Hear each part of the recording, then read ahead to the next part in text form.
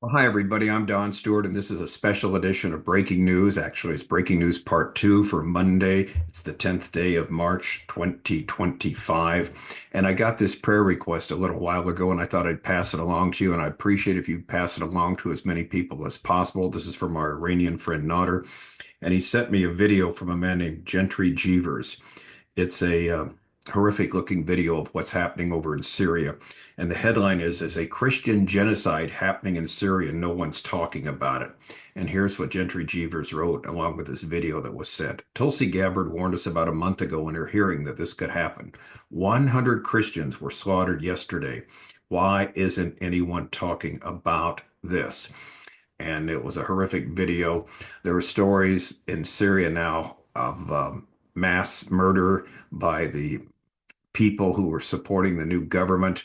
To understand what's going on, Bashar Assad, who ran Syria with his father for some 5 decades, basically was a Muslim, but an Alawite. An Alawite is a sect of Shia Islam, a small sect. But the Shias and the Sunnis are always fighting, of course. Now, ISIS, which took over, this guy that took over, his name Shia. He is a Sunni Muslim, and basically they're fighting Assad's remnant of people who are still supporting his government. Now, say what you want about Bashar Assad. One thing he did do, he allowed the Christians to live in Syria in peace as long as they weren't anti-government.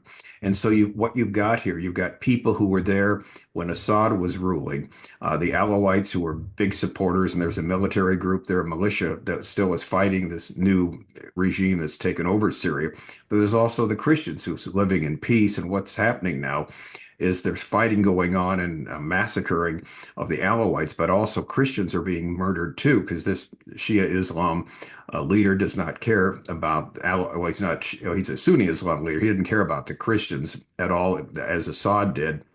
And so that's taking place right now. There were stories yesterday. We just briefly referred to it, that they're committing kind of a genocide there of the Alawites and along with the Christians there in Syria. There was a story. They marched a bunch of women naked down the streets, and then they executed them. It's just horrific what they're doing. There's terrible scenes coming to us from Syria. And so Nauder asked for prayer. Now, what he's doing, he sent two of his groups over to help the Christians out. And he said, please pray for the believers there in Syria. So we're praying for Nauder's people. We're praying for the Christians there. We're praying for safety for them and praying that the Lord's will be done. And so this is very difficult to talk about. It's horrific to see. Sometimes, I'm informed, not only informed of what's going on, I see the images of what's going on. It is beyond heartbreaking. It's something I never share with you, but it's something that's very heartbreaking.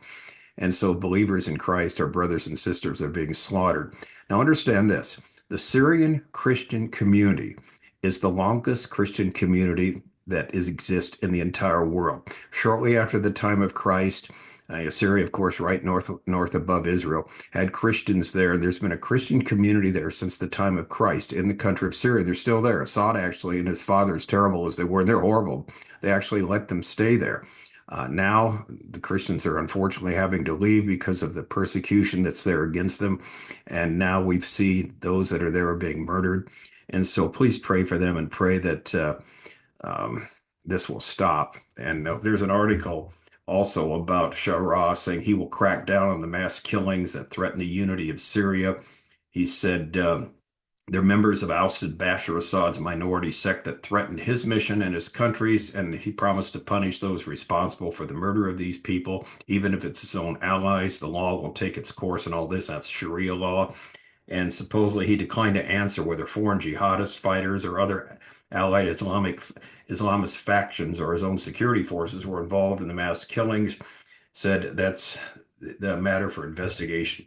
So says the new terrorist leader, ISIS terrorist leader, Shah of Syria. Anyway, it's a horrible situation, but prayer works, and there are people over there that are going over there now to help out. So please pray for them. And I thank you for doing that ahead of time. If we have any more on this tomorrow, we'll do it at our next breaking news. But I thought this was worth a special edition of breaking news for Ask for prayer for this, because our brothers and sisters are being slaughtered over there. They're being murdered in Syria.